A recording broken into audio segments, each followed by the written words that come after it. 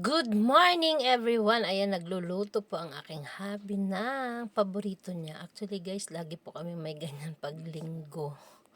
Yes, lagi po siyang bumibili ng yellowfin or basta ganyan yung mga isda na gusto niya. At ayan na, nilagyan niya na ng gata. Napakso niya na po yan at nilagyan niya ng gata at talong.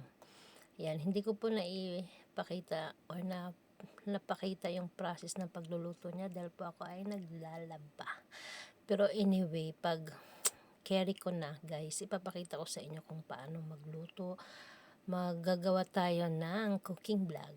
Yes, pero hindi pa ngayon, siguro pag may work, pag wala na akong work. Ayan, matutukan ko na yung aking cooking show. Ayan, nilagyan na niya ng pechay. Ayan, nilalagyan niya na. Ayan, at kumulo na at paluto na po yan guys. Maraming salamat sa inyong panonood ng aking mga video at ang aking long video. Please share and like. Maraming thank you po kasi lagi kayo nakasupport sa ating mga video. Ayan, enjoy. Luto na siya. Ayan lang yung ating naipakita. Thank you so much everyone. God bless. Ingat po ang lahat. Bye-bye.